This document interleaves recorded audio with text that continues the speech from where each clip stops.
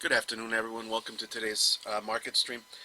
My name is Stock Darts, and we're going to do what we normally do on Wednesdays. We're going to go ahead and take a look at the four major markets. We're going to look at the S&P 500, the NASDAQ Composite, the Dow Jones, and the Russell 2000. Once we finish looking at those four, we'll take a quick look at the U.S. dollar. We'll see how gold and silver are behaving as well as oil, and then we'll move on to chart requests. Anyone in here, if you have a chart you want me to look at, feel free to type it into the chat tab, and we'll make sure to set some time aside to go ahead and take a look at them. You can also just basically ask questions on anything. If you want me to elaborate on anything we look at, or you have a question on how I look at something, feel free to type it in there. I'd love to interact with you guys and see what you guys are looking at. Now, if you like what you see here, you can always follow me on Twitter at StockDarts. That's where you're going to find all the updates I have throughout the week. I'm usually a pretty quiet person as far as tweeting goes. I'm not someone that likes to inundate people's boxes with a bunch of messages. I usually only mention stuff when I'm going to post something, or if I have some kind of message that I think is important. You can also find me on YouTube at StockDarts, and you can also visit me at patreon.com/StockDarts, where I post weekly blog content, including trade ideas, watch list ideas, as well as just generally expanding on any of the ideas or things we come across during these Wednesday market streams. A lot of times what we do on Wednesdays is we want to go ahead and try to figure out what kind of market we're in and what type of environment it is, and then we go ahead and try to figure out what type of trading style we want to go ahead and use to take an approach to the benefit from the type of market behavior we're seeing. And if you're interested in that kind of analysis, usually you're going to find it there at patreon.com/StockDarts. Alright, other than that, let's go ahead and get started. First thing we're going to do is take a look at the S&P 500. We're going to look at the ETF SPY. And as you can see, we are having a pretty big day today in the market. We had a pretty big day yesterday in the market. And the interesting thing is it seems like the market's rallying ahead of really any kind of conclusive results from the election. Fat Boys, good to see you in here. Nice to see you have time to go in live today. So, my thought process from last week and from the beginning of this week was I'd rather wait until we get through the election. And I'm still really, even with the market as strong as it is right now, I'm still kind of waiting to make sure I get some kind of clarity through the election before I go ahead and get involved. At this point, it's a little late to go ahead and chase the price action up anyway, for the most part. So, I'm kind of in the same spot that I was on Monday, and definitely the same spot we were last Monday, which was just kind of waiting for more clarity from the market. For those of you who remember, last week we had a lot of big earnings events coming on Thursday, which was Apple, Amazon, Google, and Facebook. And then we had the elections, which are still kind of ongoing. And with all of that hanging overhead over the markets, it made it very difficult to try to figure out where the market wanted to go next, because there's a lot of uncertainty, which leads to a lot of erratic behavior. And typically when you're trading, that's not what you want to do. Is you don't want to go full, head on into a bunch of uncertainty. You typically want to reduce risk when possible if you're trading. Getting gains or finding your rewards, that's kind of secondary. The most important thing is controlling your risk. And when you have a market that you're not really sure where it's going to go, you're better off just kind of being patient, stepping aside and letting it do its thing. Now, luckily for me, I have a lot of different styles of trading, and so when I'm not excited about the market, usually I find other ways of making trades. And so what I did in this particular case was I looked at earnings-specific trades that have very little correlation with the overall market direction, and I went ahead and did something like that. Now, some people maybe aren't comfortable with that. Maybe you're not comfortable with options. You can always day trade, or you could just kind of sit on your hands and not do anything. And all of those strategies are perfectly viable depending on what your comfort level is with different styles of trades in the market. The one thing I'd like to say is if you have a good grasp on technical analysis, you could usually trade pretty much any instrument. Obviously options are a little bit different story because you don't really use technical analysis very much for them. But you can always go ahead and branch off into Forex or into maybe even cryptocurrencies if you're unhappy or uncertain with what the actual stock market is doing, or any particular stock you're looking at. So there's a lot of different ways for us to go ahead and survive as traders, even if we're not happy with what a market is doing and aren't comfortable trading directionally with whatever behavior you're seeing out of that market. And so that's what I did last week, is I focused a lot on earnings trades. And stayed away from directional trades, and I'm still kind of staying away from directional trades now, even though it looks like I missed a kind of a big move, but it wasn't something I was anticipating. It wasn't something I wanted to chase, and it's not something I want to chase even now. However, that being said, we have seen a pretty big change in market character here, and it'll be interesting to see if this continues once we get clear results on our election and whether the market decides to change its stance. But for the moment, it almost looks like we got to sell the news event, which is taking place before the news is done, which could be telling us something, but that's not my job.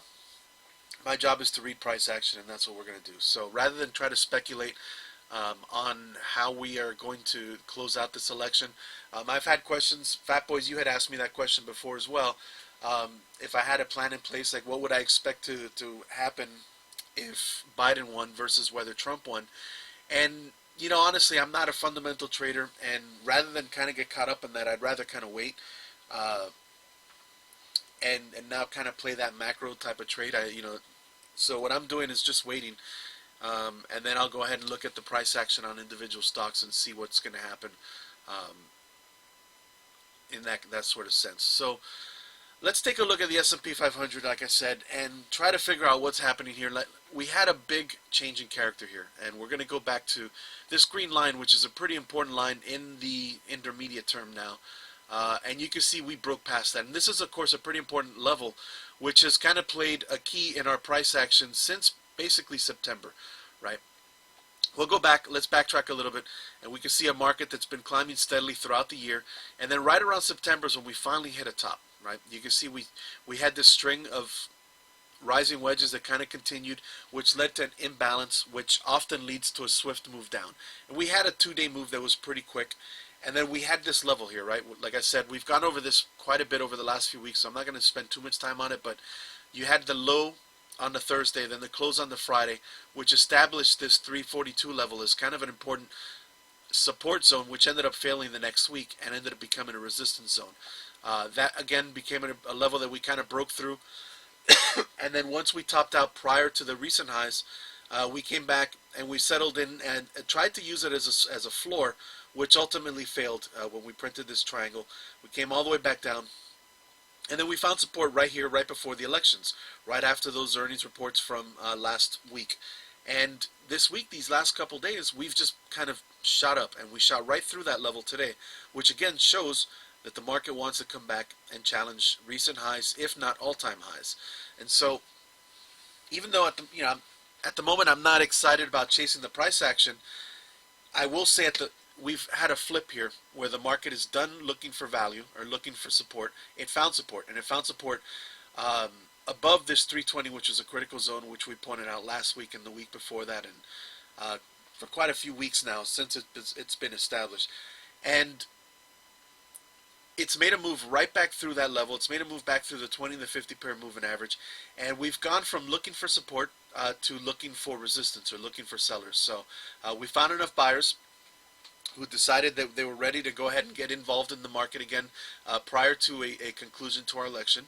And the market at this point is again looking for sellers. So we could comfortably assume that we found the short-term bottom and that we're looking for our new highs to develop. And that whether that's going to be up here at the highs we developed in October, or whether it's going to be the highs that we printed back in September, which are all-time highs in the S&P 500, is still up for debate. And I think that might still come down to what happens over the next couple of days as we get more clarity on the election.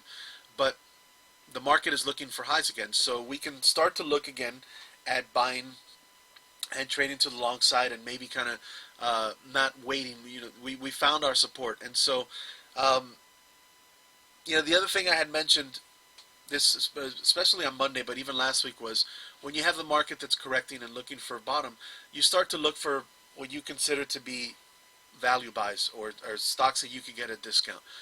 And I highlighted a couple of them on Monday, which we'll get into a little bit later. But you look at ideas, you look at names that you like, that you want to buy when you pull back into support. And so that was kind of what we should have been doing here as we were waiting for the market to bottom out. And now that it's starting to break out, that's when you start buying those names. Or you start looking for other names that are maybe lagging the market by a day or two and still give you good risk reward. Now, as far as, like I said, as far as the SPY is concerned, or any stock that's printing the same pattern, well, it's difficult to get involved now, right? Because if we go ahead and try to chase this long, well, even if we use today's candle as a stop, that's already pretty bad risk reward, because you're looking at right now we're trading at about 347, 348 almost.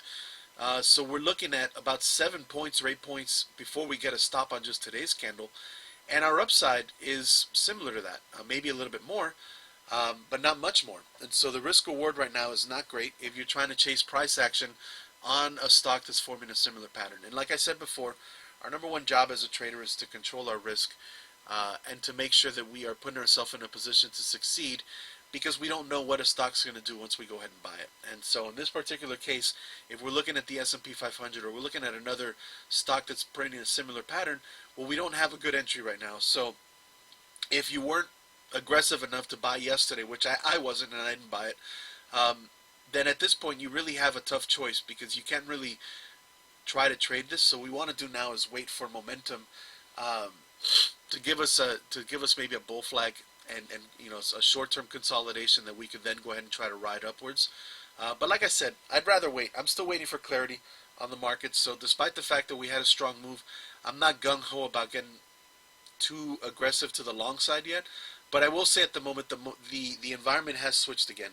And this correction that we've had that lasted most of October, it looks like it's done for now. And so unless we get a big pull the rug from under the market move tomorrow or the day after, we can safely assume that we're going to start to make our way back up towards recent and probably all-time highs.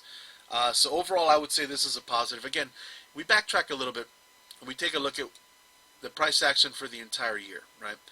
And so here's basically 2020 started right around here.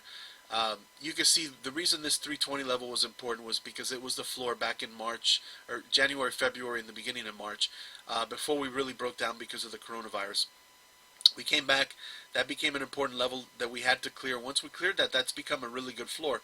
And so at the moment, the market is doing pretty well, but you'll notice we've transitioned from kind of climbing upwards to trading sideways, right? And so when you have a market that's range bound like this, and again, this was something that we focused on a lot over the last couple of weeks, is you want to buy the floor and you want to sell the ceiling.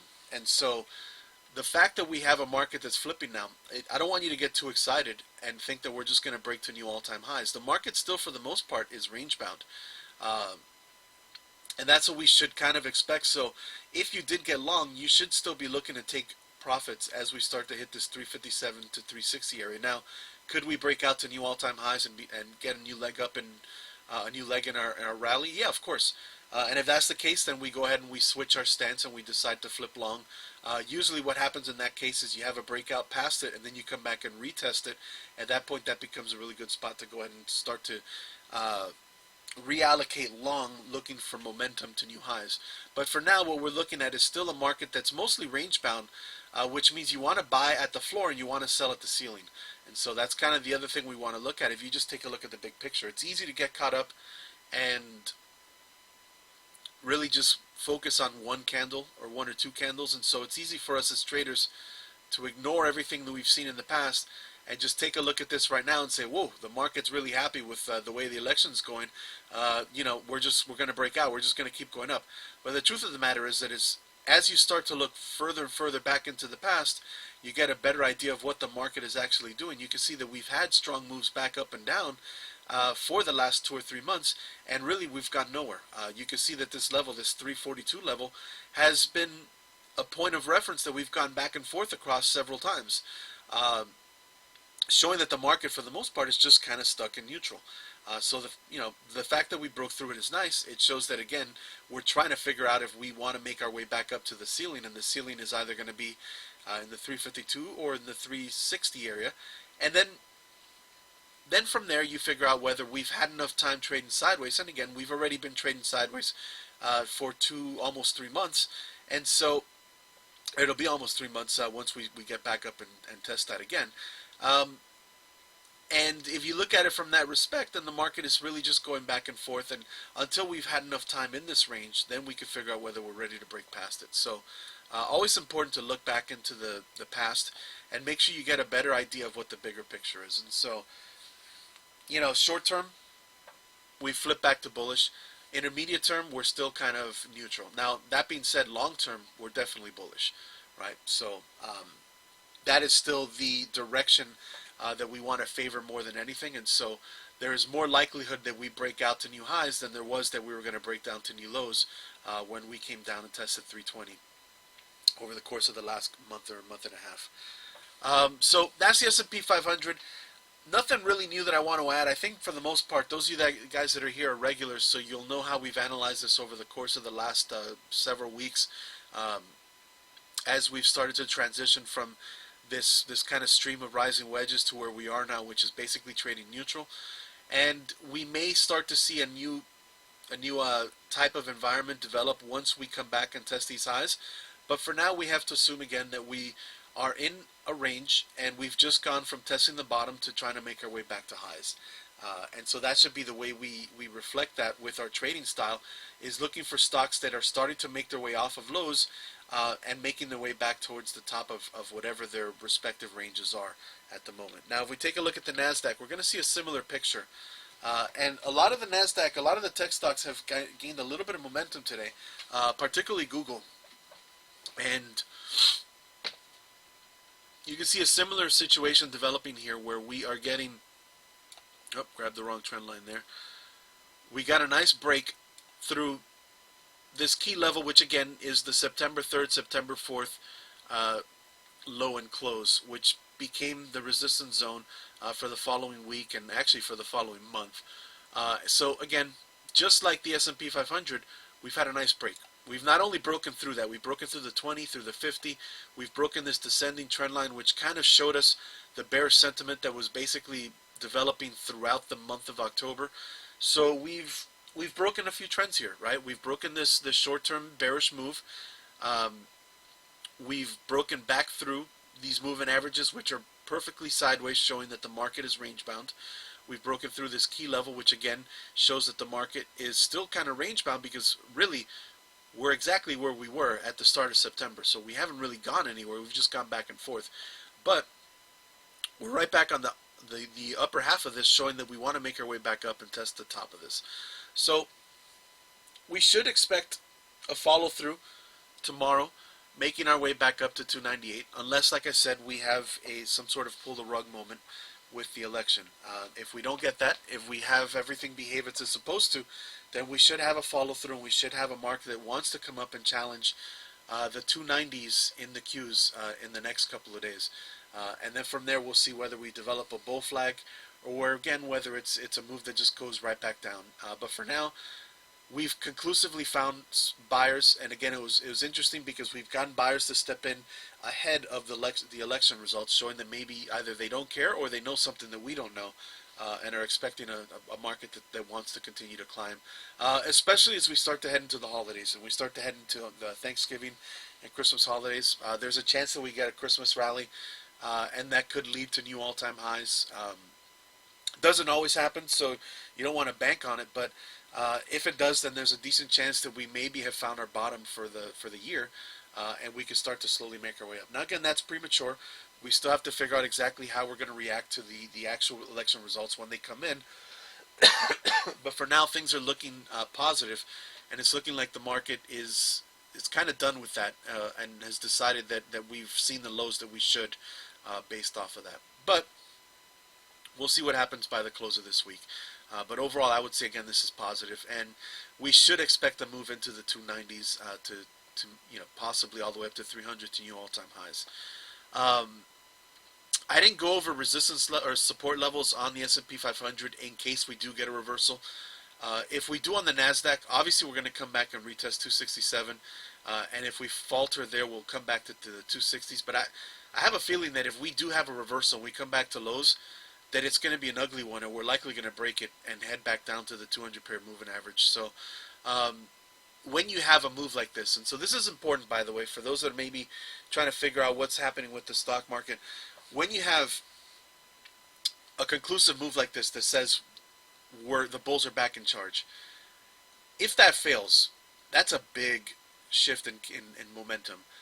And that typically, when you have these false moves, that usually leads to a pretty strong move in the opposite direction. So if for whatever reason the market panics with the election results, and we get a big red bearish engulfing candle tomorrow, we slice right back through the moving averages and we head back to these lows, there's a very good chance that we're going to break right through them and start to maybe explore some of this area here between 266 and all the way down in the 240s, which is where the 200-day moving average is.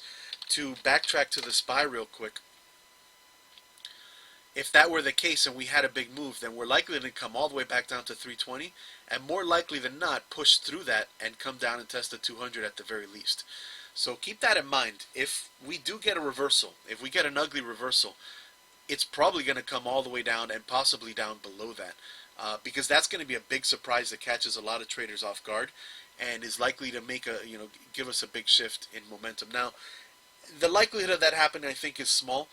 Because again, we've had such a big shift in character already prior to it, and we have a market that wants to go in the opposite direction. But you do want to be prepared, and there's a decent chance that if this ends up being a false move upwards, and it just gives it all right back, then you can look at a move coming all the way back down. Now, keep in mind, don't panic if we do get a small red candle and we get we develop a bull flag as we consolidate and retest these moving averages. That's not what I'm talking about. What I'm talking about is a big red candle right back through the moving averages, followed through down to this area around 328. If that's the case, so if we come back down to 328 before the end of the week, there's a very good chance that we're going to make our way all the way back down to 320 and all the way down below that. But if we just kind of chop back and forth in the 330 340 range and maybe 336. Well, 336 is a little low, but somewhere in the 339 to 340 range, that's a little bit different. That just shows that the market needs to consolidate. So keep that in mind. But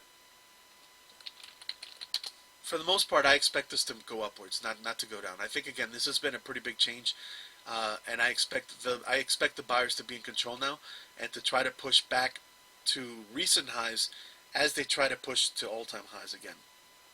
Now, next up we have the Dow. And as you can see with the Dow Jones, again, nice strong move. Nice move through the moving averages. Not quite as strong as what we're seeing on the NASDAQ and the S&P 500. As you can see, if we look at the recent bearish sentiment, this descending trend line, which is pretty short term, you can see we're just starting to break through it a little bit, right? And you can see we're also just barely peeking over this critical zone, which again is that September 3rd, September 4th low and close, right? So relatively speaking, the Dow is still lagging quite a bit behind. Now, that being said, it's still doing the same thing the other two are doing, right? It's still in a range where the floor is basically 265 in this case, and the ceiling is somewhere around 291, 292. And we're basically making our way to the top of that. But if you look at these respective points of emphasis that I've been kind of focusing on, you'll notice a difference. So again, you can see we're barely above the September 3rd, September 4th line, right? If you look at the level here at 284, this is important too, because again, if we backtrack, this is the support zone from earlier in the year, from January and February, right? We're still trying to break through that. So the S&P 500 and the NASDAQ are well above that and are using that as a floor. Matter of fact, the NASDAQ is so far beyond it that we didn't even see it. Even looking at that worst case scenario of a move all the way down to the 200, that still didn't even come into the picture as far as the NASDAQ is concerned. So if we go back to the Qs for a second, you can see way back here where that level is. That's not in play at all.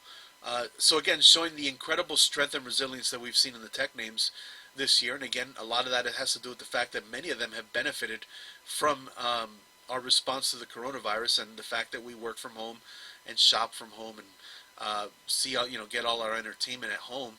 All those names that provide that to us are big tech components, and that's why the NASDAQ has done so well. That's not quite the case with the Dow, because again, a lot of the Dow components need us to be out on the streets and working and traveling, taking airplanes and doing things that we're generally just not doing right now. And so the Dow names have suffered quite a bit throughout the year. So we're really not back to neutral yet, and we aren't back to where we started the year at as far as the Dow is concerned. So overhead, there's still going to be some resistance, and relatively speaking, we're weaker, but for the most part, we're doing the same thing, especially in the intermediate term, which is just trading sideways. We found a bottom. You'll also notice, again, the weakness on the Dow. We did make a lower low when we bottomed out over the last few days. We did come down and test the 200 period moving average, so the Dow is still struggling a bit. as it tries to stabilize here. But it did break this marginally. It did move through the moving averages, so it's doing the same thing as the other two, just in a much slower way and a much weaker manner. Um, I tend to put more emphasis on what I see on the S&P 500 and what I see on the Qs and what I see in the Dow, so I'm not particularly concerned with the weakness that's in the Dow. Um, I think if anything, when the Dow is stronger, that gives us sometimes a bit of a tell, but as far as when it's weaker, especially the way this year has worked out, I don't think it's that big of a deal, so we don't need to spend too much more time focusing on that relationship. It's generally doing the same thing the others are doing. Now, the last index we want to look at, and the one that's been very interesting, is IWM and the small caps. So the small caps have actually, in the short term, been, relatively speaking, strong. When you compare what they've done to the S&P and the NASDAQ, now, the move over the last couple of days is not quite as strong, but that's because they were in a little bit of a stronger spot here. So, again, you'll notice the lows that we printed at the end of October are much higher than the lows we printed back in September. So when you compare that to what we just saw on the Dow, that's much better, right? Also, there was a point here where IWM was holding above a pretty important level for quite a bit longer than the S&P and the Qs.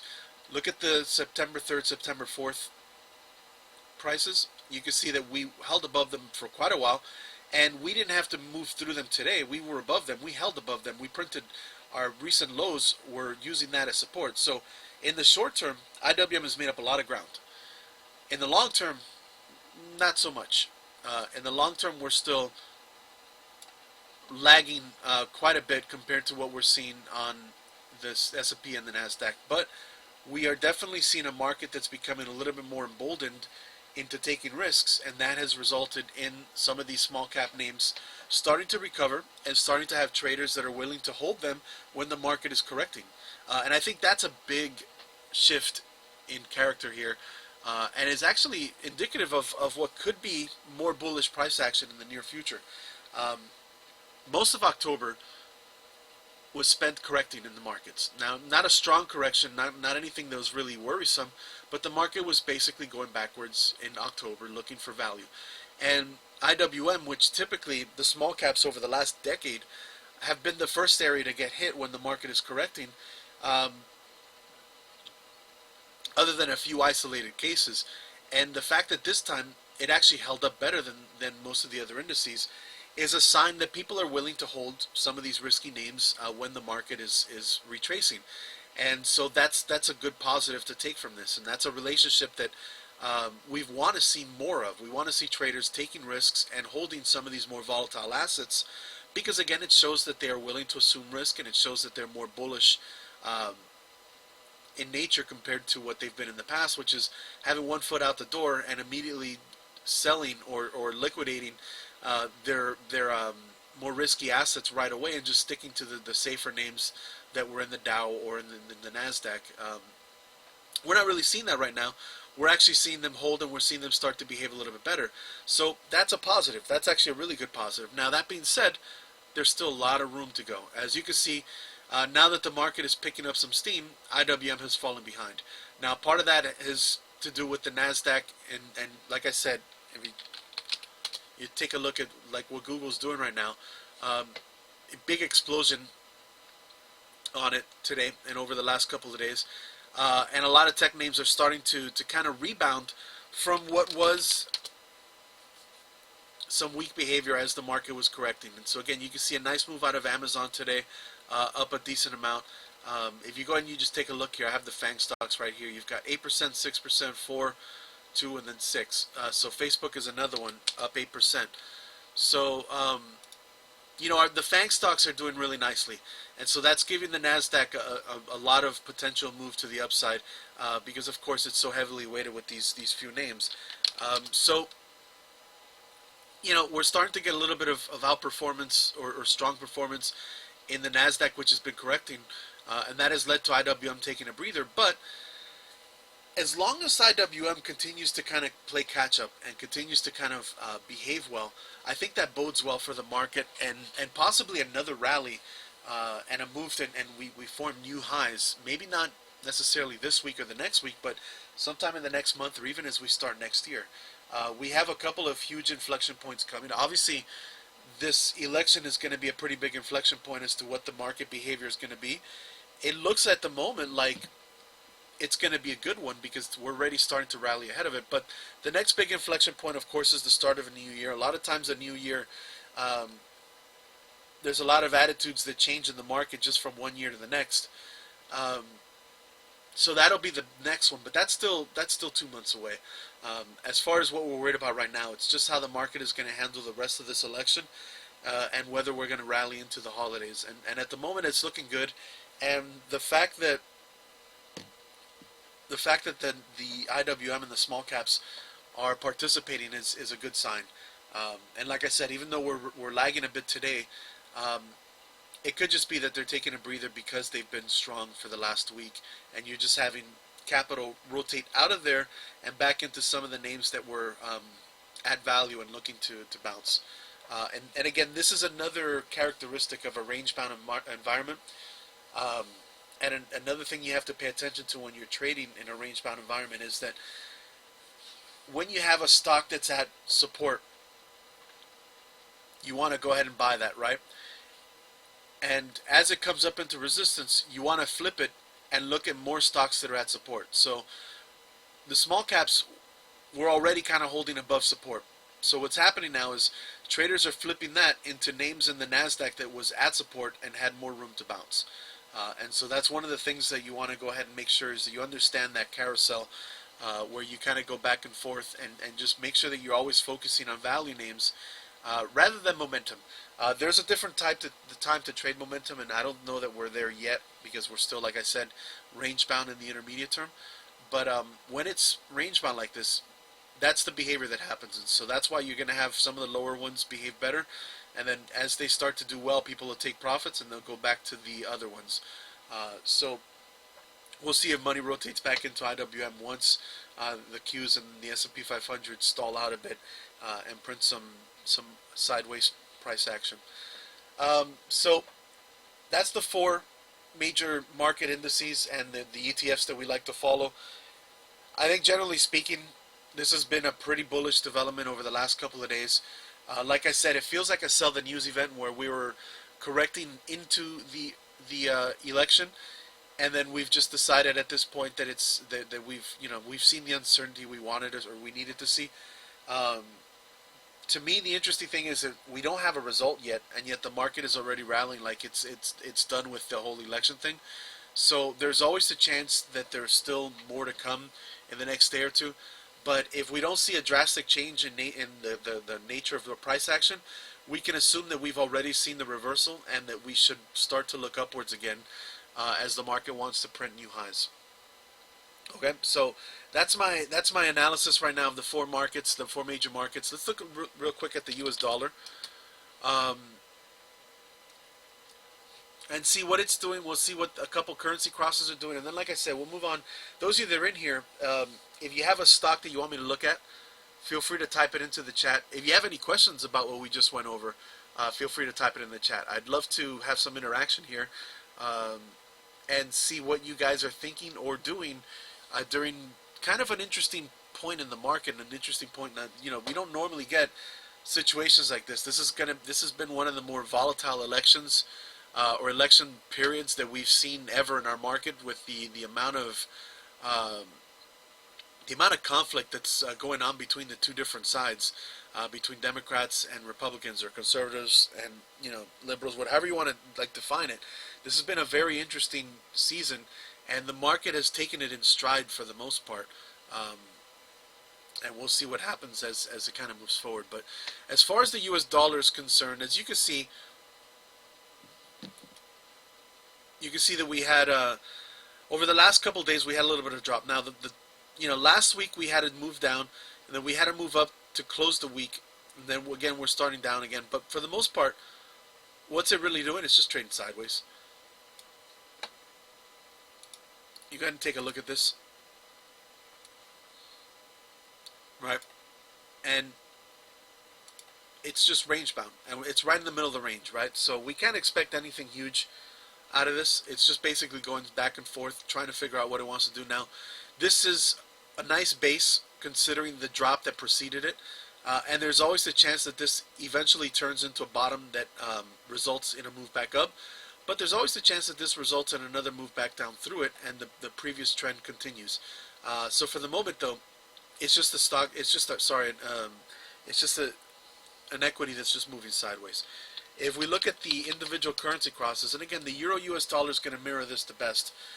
You can see it's just trading sideways as well. Now, in this case, there's a little bit of a different picture because that rectangle, we have a channel. Now again, you could just, if we really want to do it, this is the mirror. Whoops.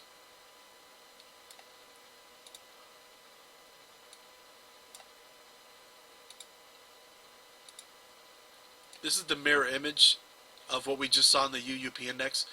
And so again, you could just say we're basically range bound. However, we do have this channel, which is a little bit more nicely defined, which shows that the dollar has been trying to break out. And again, remember, this in this particular chart, up is good for the euro, and down means the dollar is rallying, right? And so you can see the dollar has tried on a couple occasions now to break that range. And what has ended up happening is we've established a secondary support level here in around 116 for the euro. But the dollar has been trying to make its way and trying to break down or break the euro down. But we had a big flip today. And again, with the volatility that we're seeing in the elections right now, you're seeing a little bit in the currency market as well. You can see two pretty big moves over the last couple of days. But for the most part, the euro and the US dollar are still kind of stuck in tandem here, trading sideways. If we look at the US dollar versus the Canadian, sort of the same thing, trading sideways after we broke a downtrend. Again, volatility coming in over the last, not just a couple days, but the last week and a half, and still trying to establish a floor, and really just trading sideways. And then the last one we want to look at is the US yen, and we're going to see a similar picture. Now, the one difference here is that the US dollar hasn't really established a good base yet because the yen has been picking up a little bit of strength. So while we do have a floor that's kind of developed here around the 104 area, just above 104, it's hard to say that we've really established a nice base because we still have this basically descending trend line showing that sentiment has really still been bearish. So we're still in the process of bottoming out here. Now, there is a chance that we continue to use this as a floor here. I'll just reappropriate this trend line.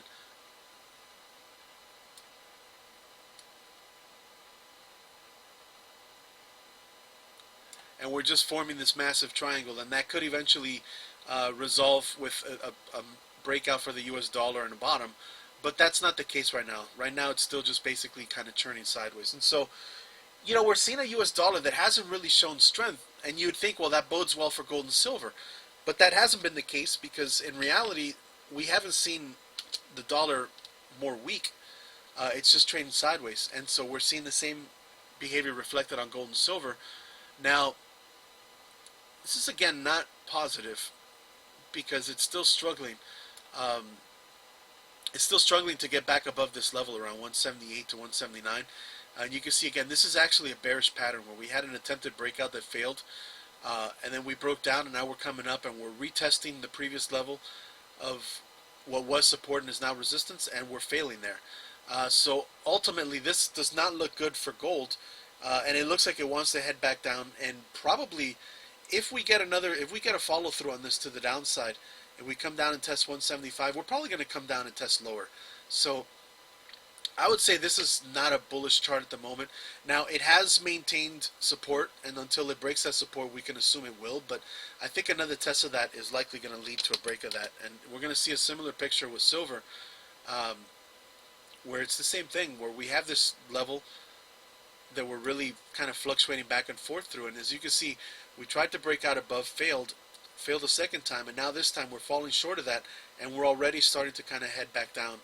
And if we come down and test 21.29 again, we're likely going to come down and test into this area that where we started to really pick up some steam. So this, if anything, the gold and silver charts show us that maybe the dollar will pick up some strength because it's kind of inversely correlated with these two. But generally speaking, I'm not excited with gold or silver right now. I don't like what I'm seeing out of either one of them.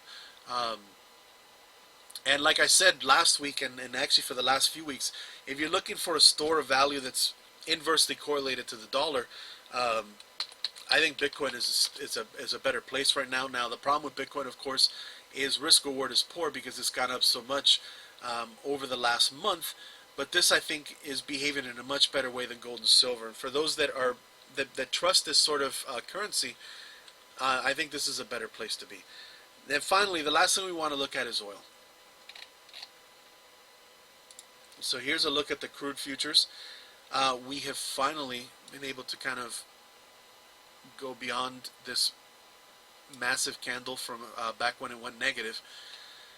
And as you can see, it's been basically trading sideways. Now, we did have, this was actually the worst it's done in quite a while. It broke down below the 36 level, which has been kind of a decent floor for it since September. And in all honesty, even from way back here in June and July. So this was actually kind of a bearish development where it broke down, but it did find support back here at what is basically 35, and it's now making its way back up. And I think, like I said last week, we're looking at oil right now. We don't really want it to go higher, right? Because I don't think that our economy is at a point where it could really sustain oil prices above $45 to $50 a barrel. But we don't want it to break down because that'll show that our economy is starting to slow down and that we're not consuming energy like we need to, or basically energy consumption is kind of a reflection of what we're doing. And if it drops too much and it shows that we're not using oil, then it shows that our economy is starting to slow down. So we don't really want it to break down because it's a poor reflection on what our economy is doing, but we don't really want it to break out. So the fact that it's kind of breaking even and trading back and forth is not a bad thing. And it, like I said, it found support and it's making its way back up. It should find very strong resistance just below 40 and 41, which is kind of where it's at now. So as it comes up and tests these moving averages, I would expect it to slow down and then probably flag as it tries to break back through 41, and then we'll see what happens from there. But this is another commodity that I have not really been too interested in trading recently. And oil names in general, I haven't been too excited about. If I see a random chart that looks good, maybe I go ahead and try to take a trade on it. But as far as I could tell, I don't think I've traded an oil-related name in the last 4 or 5 months. And I'm generally speaking not too excited with what I'm seeing here. But for those that like to trade range-bound, there is a very definable range here. And it's not that hard to go to buy at the low and sell at the high. If you find an instrument that like USO or one of these. The problem with USO, of course, is that you don't get a lot of movement here. But I mean, 2 or 3 points, if you could trade it back and forth, is actually not too bad. And so, if someone wanted to just trade the range back and forth, they could. But I've been focused on other ideas and other strategies this year. So, for the most part, I've been kind of just away from oil. But as you can see, it's just trading back and forth, going sideways. And if you can read these ranges well, you can do okay for yourself. Alright, so that's oil, gold, silver, commodities, blah, blah, blah, currencies. Let's take a look, like I said. So Fat Boys, you want me to look at Avis again. This is a stock that you asked me quite a bit to look at.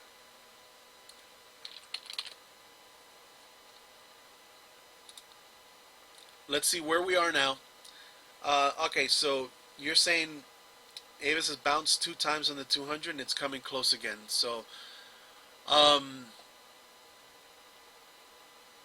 alright, so first thing we want to do, and so this is, by the way, when you messaged me over the weekend and we didn't get a chance to go over it, just real quick on Regeneron,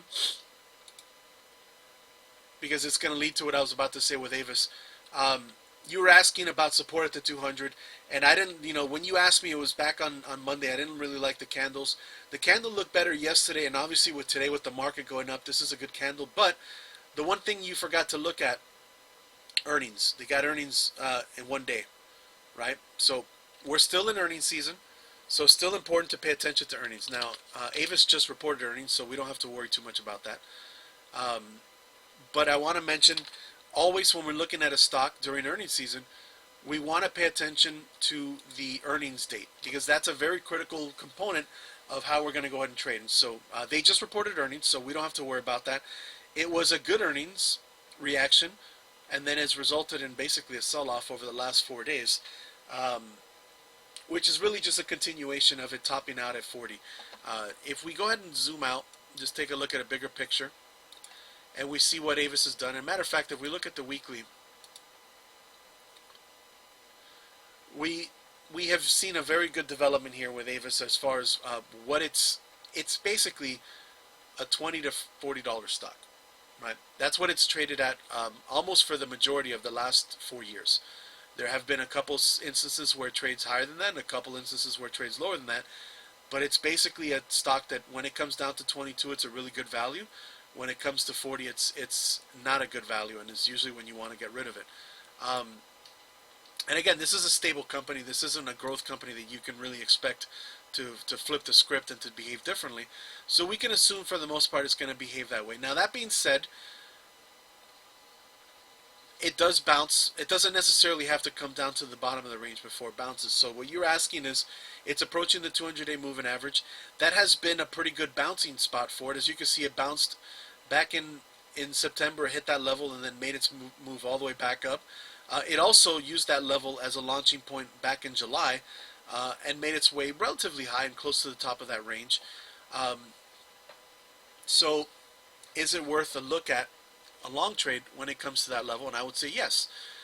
Now, would I buy it just because it tags that level? No, not necessarily, especially because we've already hit the top of the range, which means there's a decent chance we come back and test the bottom of the range. But if it comes down to the 26 range and it gives us a reversal pattern similar to what we had here, and we'll zoom in a little bit to kind of show. Now again, obviously in hindsight we can point out these candle patterns a little bit more easily, but you know, in real time you can still see them. And so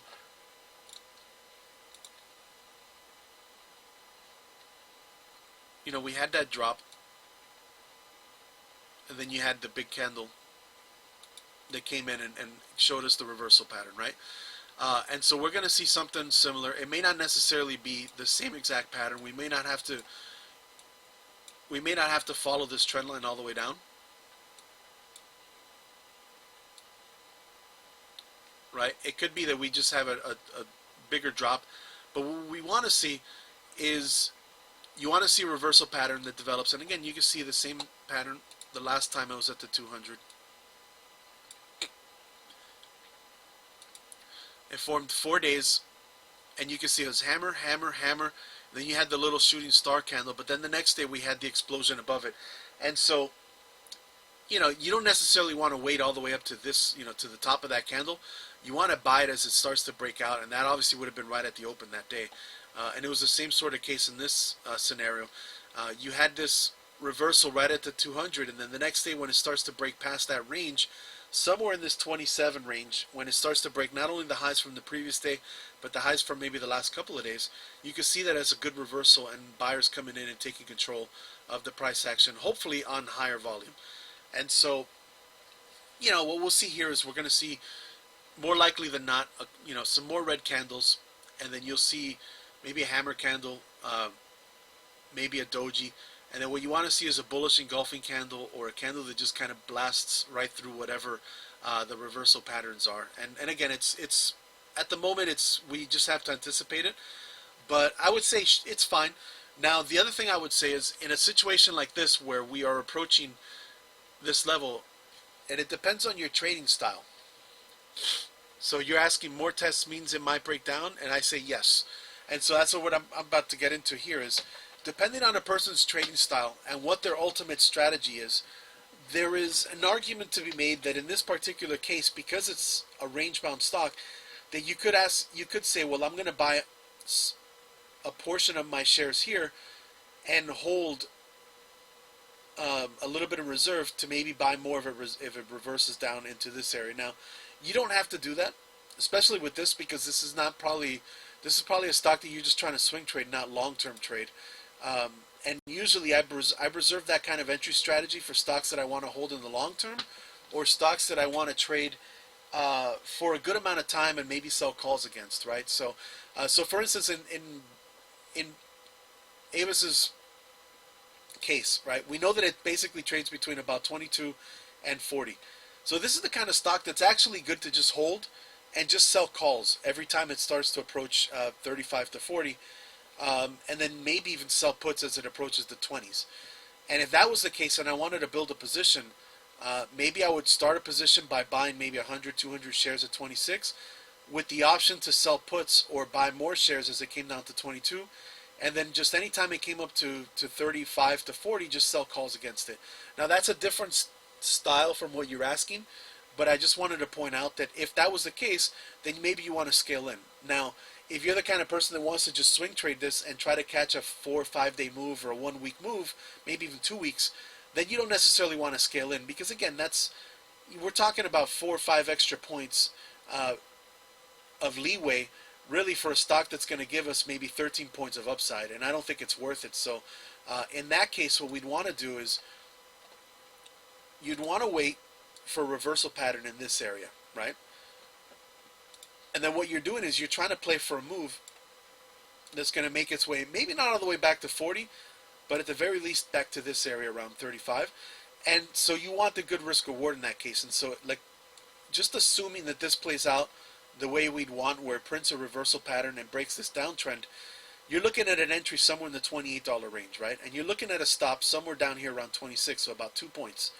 So you want 4 to 8 points of upside, right? So in this particular case, an entry around 28, 4 or 5 points is actually not bad, 32 to 33, which is still well within what should be the next level of resistance.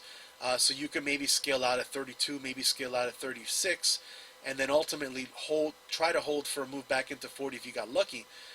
And that's a pretty good trade with a 2-point risk.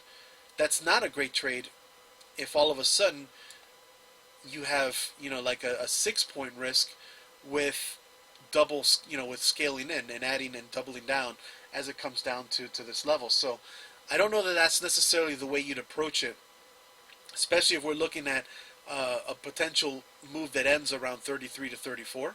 So in that particular case, I don't think it's a good idea to wait for it to come all the way down to 22, unless it never triggered an entry in the first place, right? So you have 2 different ways of approaching this, and one is you buy the reversal at 26 if it moves.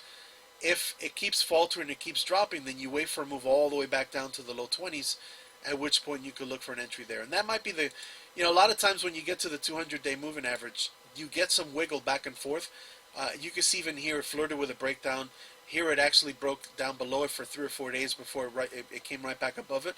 So there's a chance that this does make its way down into the 24, 23 range, at which point we get much better risk reward for a move back up into that level. And at that point, then maybe you can say that that you would want a secondary add-in at that level or not. But, as you saw in September, it doesn't always come down to the bottom of the range. So if this is one you want to enter, wait for the reversal at this level. If it materializes, then great. You've got a long trade that you could play. You know where your stop is. If it doesn't materialize, or if you're uncomfortable with the pattern that you're seeing, then give it room to come back down even lower. And if it doesn't, and you miss it and it comes up, no big deal. It'll come to 40, it'll bounce, it'll reverse, and it'll come back down, and you'll get the same trade idea in another month or two. And so that's how you want to approach this. Is you want to outline the trade that you're comfortable with, and if it materializes, great. If it doesn't, you just ignore it. And I think this is something that's a really important attitude adjustment that a lot of traders need to do, or and they don't, which is you have to have the discipline to walk away from a trade that doesn't give you exactly what you want. And I find what happens a lot of times is someone will follow a name like this, and they'll be like, well, I want my long play on it because I like the stock and I want it to bounce. And the stock will give them a move that it's not the trading opportunity they're comfortable with, but they'll still try to take it because they've been watching this stock and they really don't want to miss out on what they think is going to be a move on it. And they end up putting themselves in a position where they're in a trade that they don't have full confidence in because it didn't do it didn't really form the pattern that gives them a high chance of success, but they get into it because they have the fear that they're going to miss out on that trade. And an important skill for a trader to have is to say, well, I have the scenarios in play that I think are going to give me the highest chance of success, and I'm going to wait for them. And if they don't happen, then I'm not going to I'm not going to bother trading this. And so in this particular case, you're looking, in my mind, for a very specific scenario, which is you're either looking for a reversal at the 200-day moving average, or you're looking for a reversal down here at the bottom of that range, that multi-year range. And if it doesn't materialize in the way that you expect it to, well then it's not giving you the trade that you're expecting. So why are you going to take it if it's not giving you the trade that you're anticipating? So that's the way I would approach it: is look for a reversal pattern in this area, or if not, look for a reversal pattern in here. And like I said, there's a lot of different ways to skin a cat. And if you have a different idea, there are different ways of approaching this. And like I said, for someone that's more long-term oriented, or is more comfortable doing something like a selling calls trade, well, in that case, you might, I would maybe be looking. So me personally, I would maybe be looking to scale into this in the 25 range to 22 range.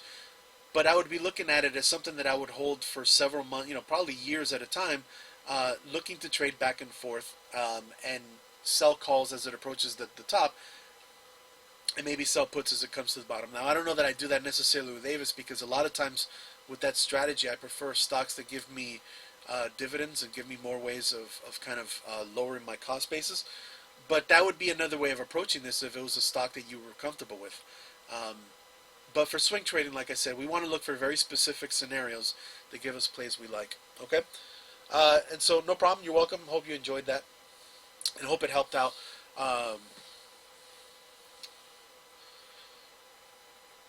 Anything else that you want to look at, or anyone else? We have a few more minutes. We've gone for almost an hour here, which is usually as far as I like to run these. But if anyone else is feeling like they have a stock they want me to look at, feel free. Now, also, for those of you that are in here, you can always ask me on Twitter if, for whatever reason. Obviously, this is just Wednesday for 1 hour, so it might be that there's not a chart, there's a chart that you're not comfortable with right now, but maybe tomorrow you see a pattern that you're not sure about, or you see a stock that you have a question about. You can always ask me on Twitter. I'm more than happy to help you guys out. I can always send it to you through there, and have a discourse through there. It doesn't necessarily have to be during these Wednesday market streams. Other than that, I hope you guys got some value out of this. Let's see what happens with the rest of the election, and we will meet again next Wednesday with hopefully a much clearer picture of where the market is going. Although I think at this point it's already a little bit clear, but by next week we should have a much clearer idea of how we're going to go ahead and try to approach the rest of November as we head into the holidays. Have a good rest of this week, and we will meet again next Wednesday.